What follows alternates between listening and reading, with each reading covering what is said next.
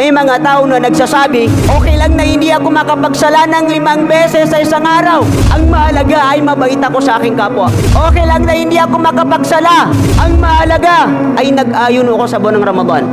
Okay lang na hindi ako nagsasala. At least, gumagawa ko ng kabutihan. Ngunit ang hindi nababatid ng mga tao na yun, ang sala natin, ito ang pintuan, ito ang susi ng paraiso ni Allah subhanahu wa ta'ala.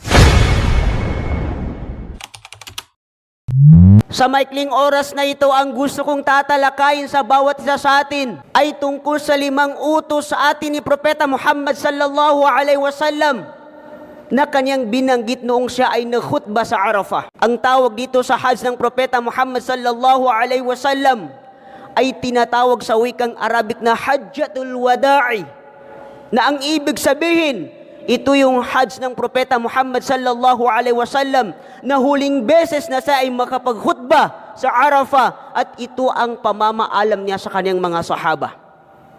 At nung siya ay namamaalam sa mga sahaba, ay nag-iwan si Propeta Muhammad sallallahu alaihi wasallam sa atin na 5 kautusan na nararapat ito na mabigyan natin ng diin, at nararapat na ito ay may sasabuhay natin at may sasagawa natin. Unang utos na iniwan sa atin ni Propeta Muhammad sallallahu alaihi wasallam sa kanyang khutbah, ang kanyang sinabi, ittaqullah, matakot kayo kay Allah subhanahu wa ta'ala.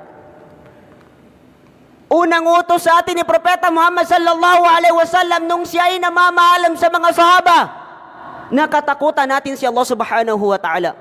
Sapagkat ang takot natin kay Allah subhanahu wa ta'ala, mga kapatid Islam, ito ang sentro ng lahat ng mga gawain natin.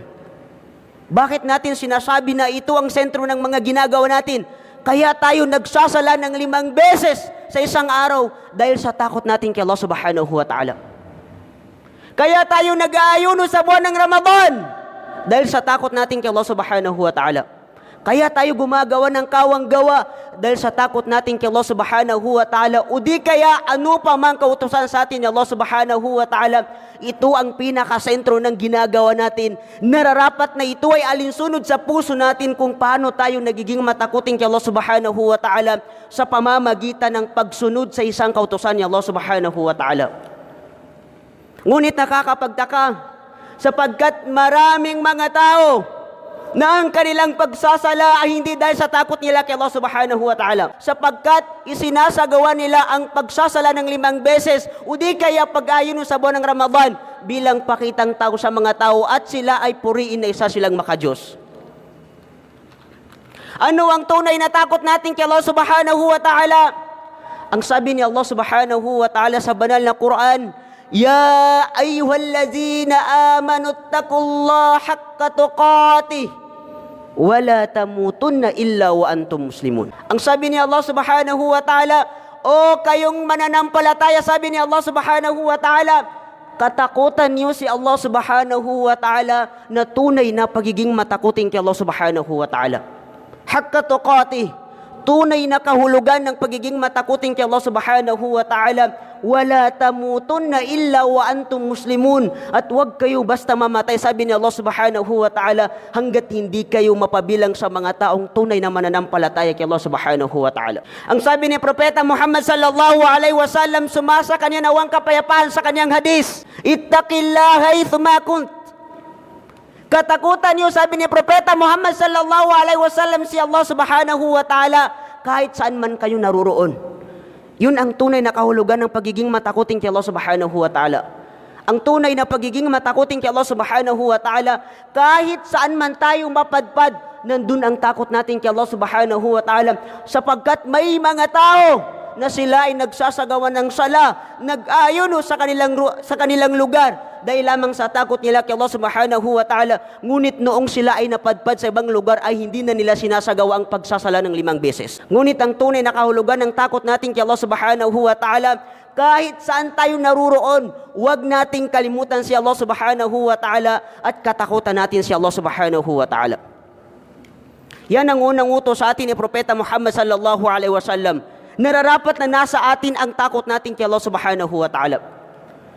Pangalawang utos sa atin ni Propeta Muhammad sallallahu alaihi wasallam, wasallu khamsakum, at pagdasalan niyo, sabi ni Propeta Muhammad sallallahu alaihi wasallam, ang iyong 5 beses.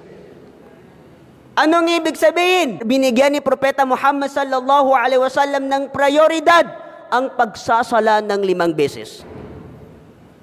Alam niyo mga kapatid Islam, kung gaano kahalaga ang pagsasala at kung gaano binigyan ni Propeta Muhammad sallallahu alaihi wasallam ng kahalagaan ng pagsasala.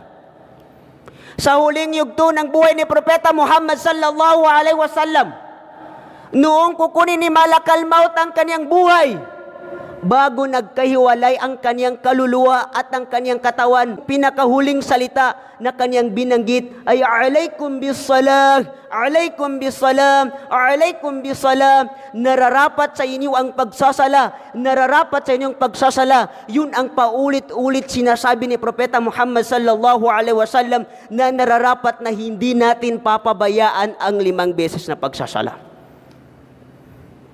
Ang tanong mga kapatid Islam, bakit ganong kahalaga ang pagsasala sa atin bilang isang alipin ni Allah subhanahu wa ta'ala? Ito ang dahilan mga kapatid Islam. Unang-una, ang sala natin, ito ang susi ng paraiso. Ang sabi ni Propeta Muhammad sallallahu alaihi wasallam, as-salatu miftahul jannah. Ang sala natin ay susi ng paraiso. Kung ibibigay sa iyo ni Allah subhanahu wa ta'ala ang kanyang paraiso, dahil lamang sa pagsasagawa mo ng pag-ayuno sa buwan ng Ramadan, at pinabayaan mo ang pagsasala ng 5 beses sa isang araw, paano ka papasok sa paraiso ni Allah subhanahu wa ta'ala ay pinabayaan mo ang kanyang susi. Iniwan mo ang susi ng paraiso ni Allah subhanahu wa ta'ala. Kung ibibigay sa iyo ni Allah subhanahu wa ta'ala ang gantimpala ng pagbibigay mo ng kawang gawa o zakat, at iniwan mo ang pagsasala ng 5 beses, paano ka makakapasok sa paraiso? Mismong susi ng paraiso ang pinabayaan mo. Kaya yan ang unang dahilan mga kapatid Islam. Ang sala natin, ito ang magiging susi natin sa mga paraiso ni Allah subhanahu wa ta'ala. Hindi tayo makakapasok sa paraiso ni Allah subhanahu wa ta'ala kapag wala itong susi na ito na ibinibigay sa atin ni Allah subhanahu wa ta'ala. Pangalawang dahilan mga kapatid Islam, ang sala, ito ang tanging unang lilitisin pagdating natin sa kabilang buhay. Wala pang lilitisin sa mga amal natin, sa mga ginagawa natin, maliban lang sa sala. Ang sabi ni Propeta Muhammad sallallahu alaihi wasallam sa kanyang hadis, inna awwala ma yuhasabu bihil abdu yawmal qiyamati min amalihi salatuhu. Katotohanan sabi ni Propeta Muhammad sallallahu alaihi wasallam, ang kauna-unahan na lilitisin sa tao pagdating sa kabilang buhay ay ang kanyang sala. Kapag tumama ang kanyang sala sa turo ni Propeta Muhammad sallallahu alaihi wasallam, tama lahat ang kanyang mga gawain. Ngunit kapag bumagsak ang kanyang sala at hindi sumakto sa turo ni Propeta Muhammad sallallahu alaihi wasallam, bagsak lahat ng kanyang mga ginawang kabutihan. Ganun kahalagang pagsasala mga kapatid Islam. Pangatlong dahilan mga kapatid Islam kung bakit napakahalaga ng pagsasala natin ng 5 beses. Sapagkat ito ang pinagkaiba niya sa isang taong Muslim at sa isang taong hindi Muslim. Anong sabi ni Propeta Muhammad sallallahu alaihi wasallam? Al-ahdu alladhi baynana wa baynahumus salah, faman tarakaha faqad kafara. Tunay na ang pinagkaiba ng mga taong Muslim, mananampalataya kay Allah subhanahu wa ta'ala, at sa mga taong hindi mananampalataya kay Allah subhanahu wa ta'ala ay tanging pag-iwan sa sala. Faman tarakaha faqad kafara. Kung sino man ika ang pabayaan niya, iwanan niya ang pagsasala ng 5 beses, katotohanan sabi ni Propeta Muhammad sallallahu alaihi wasallam, siya ay kafir. Ito ay hindi sabi ng scholar, sapagkat ito ay sabi ni Propeta Muhammad sallallahu alaihi wasallam na ang mga taong yaong hindi nila ginagawa ang pagsasala ng 5 beses, hindi man lang sila nagsala sa kanilang buhay, ang hatol sa kanila ay wala silang pinagkaiba sa mga taong kafir, hindi mananampalataya kay Allah subhanahu wa ta'ala. Pang-apat na dahilan mga kapatid Islam, ang sala natin, ito ang pumipigil sa atin sa mga masasamang gawain. Kapag ang isang tao ay totoong kanyang pagsasala, kanyang pagdadasal ng 5 beses sa isang araw, tunay na yan ang pipigil sa kanya upang lumayo sa mga gawain na ipinagbabawal ni Allah subhanahu wa ta'ala at sa mga gawain na ito ay madudumi. Ang sabi ni Allah subhanahu wa ta'ala sa banal na Quran, "Inna salata tanha anil fakhsha'i wal munkar." Katotohanan, sabi ni Allah subhanahu wa ta'ala, ang sala ay siyang pumipigil sa tao sa mga masasama at sa mga maduduming bagay. Kaya madali natin i-evaluate sa sarili natin kung totoo sa puso natin ang pagsasala natin.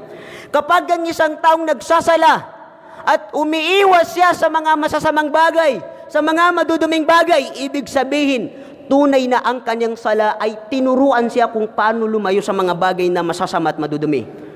Ngunit kapag ang isang tao ay nagsasala ng 5 beses at patuloy pa rin siya sa paggawa ng mga masasama at mga maduduming bagay, ibig sabihin, siya mismo na nagsasala ay hindi siya tinuruan ng pagsasala kung paano umilag, paano umiwas sa mga madudumi at mga masasamang gawain na pinagbabawal ni Allah subhanahu wa ta'ala. Kaya ganun kahalagang pagsasala. Kaya sa huling yugto ng buhay ni Propeta Muhammad sallallahu alaihi wasallam, yan ang huling binanggit ni Propeta Muhammad sallallahu alaihi wasallam, sapagkat ang sala natin, ito ay napakahalaga sa atin. Pangatlong utos ni Propeta Muhammad sallallahu alaihi wasallam, "Wasumu syahrakum." At pag-ayunuan niyo, sabi ni Propeta Muhammad sallallahu alaihi wasallam, ang iyong buwan ng Ramadan. Ang buwan ng Ramadan ay papalapit sa atin. Alam niyo mga kapatid Islam, maraming mga tao na hindi nila batid kung ano ba ang layunin sa pagsasagawa ng pag-aayuno.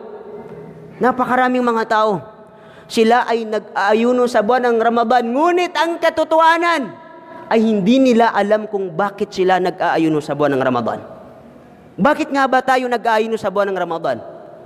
Unang dahilan mga kapatid Islam kung bakit natin sinasagawa ang pag-aayuno sa buwan ng Ramadan, sapagkat ito ay kautusan mula kay Allah subhanahu wa ta'ala patungo sa kanyang mga alipin. Ang sabi ni Allah subhanahu wa ta'ala sa banal na Quran, "Ya ayyuhallazina amanu kutiba alaykumus siyam kama kutiba alal ladzina min qablikum la'allakum tattaqun." O kayong mananampalataya, sabi ni Allah subhanahu wa ta'ala, tunay na ipinag-utos sa inyo ang pag-aayuno sa buwan ng Ramadan, katulad ng pag-utos sa mga taong mas nauna sa inyo. Sino yung sinasabi ni Allah subhanahu wa ta'ala na mas nauna sa atin? Ang mga kapanahonan ng mga propeta at sugo ni Allah subhanahu wa ta'ala. Ibig sabihin, kung paano ipinag-utos ni Allah subhanahu wa ta'ala sa kanyang mga propeta at sugo ang pag-ayuno sa buwan ng Ramadan, ay ganun din ang pag-utos sa atin ni Allah subhanahu wa ta'ala. Na ang layunin ng pag-ayunin natin, la'allakum tattaqun, upang mas maging madali sa inyo, sabi ni Allah subhanahu wa ta'ala, ang takot natin kay Allah subhanahu wa ta'ala.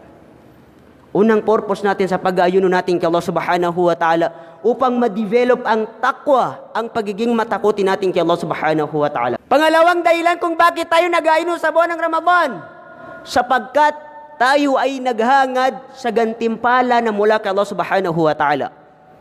Ano ang gantimpala? Ang paraiso ni Allah subhanahu wa ta'ala. Marahil kung tatanungin natin ang bawat isa sa atin, bakit ka ba nag-ayuno kapatid? Dahil gusto kong makuha ang gantimpala ni Allah subhanahu wa ta'ala. Sapagkat ang gantimpala sa mga taong nagsasagawa ng pag-ayuno sa buwan ng Ramadan, ang sabi ni Propeta Muhammad sallallahu alaihi wasallam, "Inna fil jannati baban yuqala lahu ar-rayyan." Katotohanan ika, sabi ni Propeta Muhammad sallallahu alaihi wasallam, merong isang pintuan sa paraiso na ang kanyang pangalan ay ar-rayyan. At ang pintuan ng paraiso na ito ay para sa mga taong nagsasagawa ng pag-ayuno sa buwan ng Ramadan nung sila ay nandito sa mundo. Pangalawang dahilan mga kapatid Islam kung bakit tayo nag-ayuno sa buwan ng Ramadan. Pangatlong dahilan, nang sa ganun ay tayo ay mailayo sa kaparusahan sa impyerno ni Allah subhanahu wa ta'ala. Pangatlong dahilan mga kapatid Islam, sapagkat ang pag-ayuno sa buwan ng Ramadan, ito ay proteksyon natin na hindi tayo masunog sa impyerno ni Allah subhanahu wa ta'ala. Ang sabi ni Propeta Muhammad sallallahu alaihi wasallam, "Was-siyamu junnah." Ang pag-ayuno sa buwan ng Ramadan, ito ay junnah, ito ay proteksyon natin, at nang sa ganun ay mapalayo tayo at hindi tayo mapunta sa impero ni Allah subhanahu wa ta'ala. Hindi tayo masunog sa impero ni Allah subhanahu wa ta'ala. Kaya ang pag-aayuno sa buwan ng Ramadan, mga kapatid, ay parang bulletproof. Kapag ginamit mo yung bulletproof ng maayos, ay maaring hindi ka tatablan ng bala. Ngunit kapag hindi tama ang pagsuot mo dyan, ay tatablan ka ng bala. Ganun din ang pag-aayuno sa buwan ng Ramadan. Kapag hindi sumakto ang pag-aayuno mo sa buwan ng Ramadan, kung ano ang turo ni Propeta Muhammad sallallahu alaihi wasallam, maaring hindi ka mapoprotektahan sa impero ni Allah subhanahu wa ta'ala. Kaya't nararapat na i-secure natin, isuot natin ng maayos, isagawa natin ng maayos ang pag-aayuno sa buwan ng Ramadan, nang sa ganun, ito ay magiging proteksyon natin sa impero ni Allah subhanahu wa ta'ala. Pang-apat na utos sa atin ni Propeta Muhammad sallallahu alaihi wasallam, wa'addu zakata amwalikum. At ibigay niyo, sabi ni Propeta Muhammad sallallahu alaihi wasallam, ang zaka ng inyong mga kayamanan.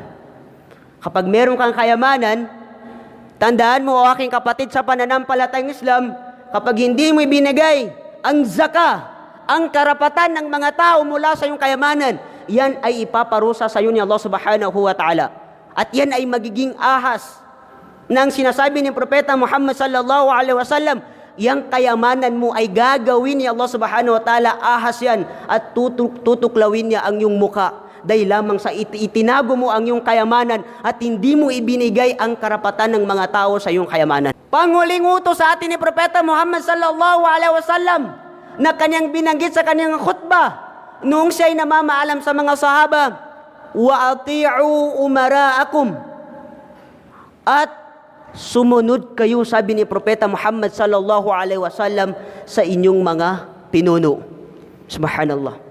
Alam niyo mga kapatid Islam, ang pagsunod sa isang pinuno, ito ay napakagandang gawain, sapagkat ang sabi ni Propeta Muhammad sallallahu alaihi wasallam, man ata'al amir faqad ata'a ar-rasul, wa man ata'a ar-rasul faqad ata'a Allah.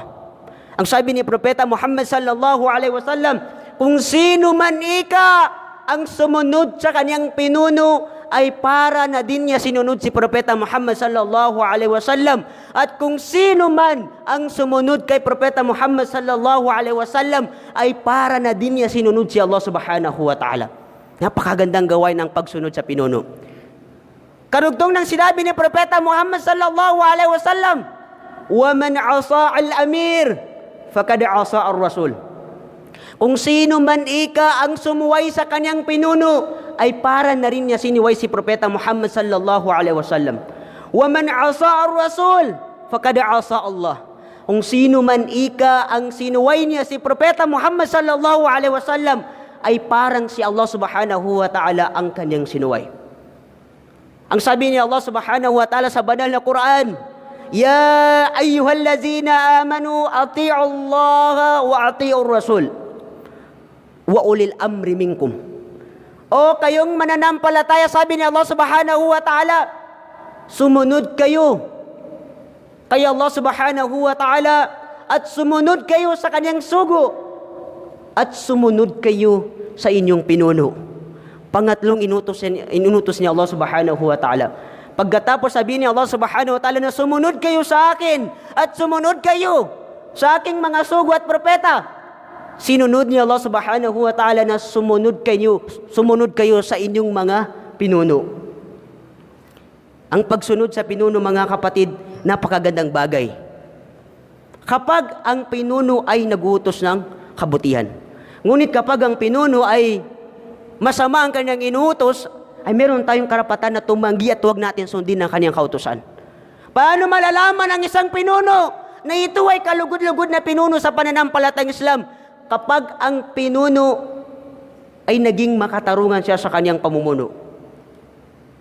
Paano naging makatarungan ang isang pinuno? Ang sabi ni Propeta Muhammad sallallahu alaihi wasallam, allazina ya'diluna fi hukmihim wa ahlihim wa malu. Sila yung mga pinuno, sabi ni Propeta Muhammad sallallahu alaihi wasallam, na naging makatarungan sila sa kanilang pamumuno mula sa kanilang mga pamilya, sa kanilang nasasakupan. Ibig sabihin, wala silang pinipili kung sino man ang lumabag sa batas ng Islam. ay wala silang pinipili, maski na ang kanilang pamilya.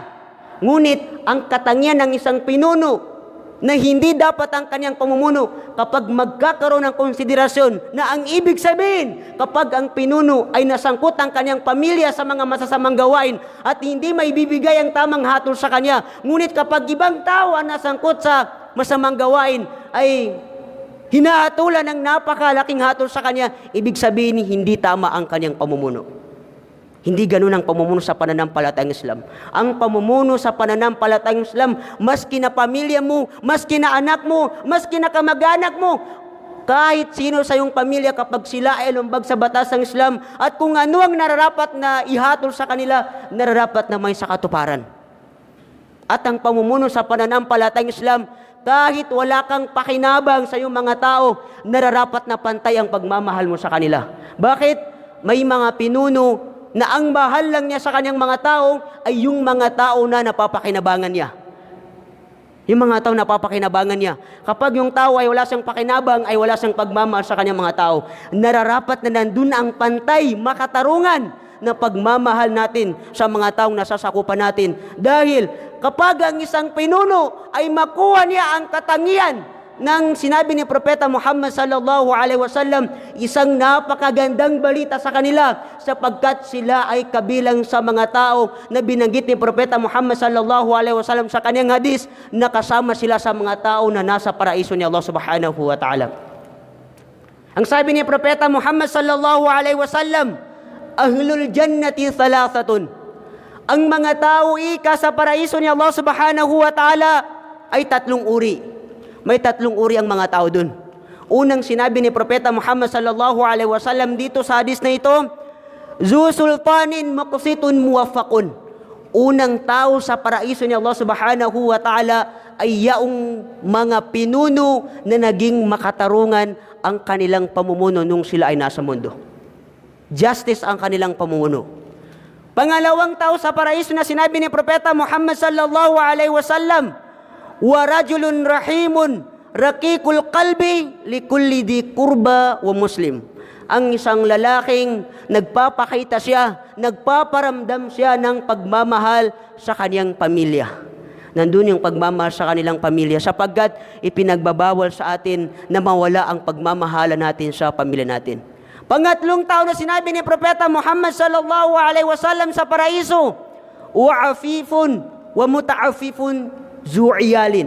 Ang isang mananampalataya kay Allah subhanahu wa ta'ala na meron siyang malawak na pamilya at iniligtas niya ang kanyang pamilya mula sa pamamalimos. Kapag ginawa natin ang 5 bagay na ito, na nasa atin ang takot natin kay Allah subhanahu wa ta'ala, nagsasagawa tayo ng 5 beses na pagdadasal, nag-aayuno tayo sa buwan ng Ramadan, at ibinibigay natin ang karapatan ng ating kayamanan, at higit sa lahat, ay tayo ay sumusunod sa pinuno natin, ay ginagaranti ni Propeta Muhammad sallallahu alaihi wasallam, tadkhulu jannata rabbikum, kayo ika ay makakapasok sa paraiso ng inyong Panginoon. At naway ibilang tayo ni Allah subhanahu wa ta'ala sa mga taong sinabi ni Propeta Muhammad sallallahu alaihi wasallam na sila yung mga inhabitants, sila yung mga tao na naninirahan sa paraiso ni Allah subhanahu wa ta'ala. Amin. Barakallahu li wa lakum wa li sairil muslimina min kulli dambin fastaghfiru innahu huwal ghafurur rahim.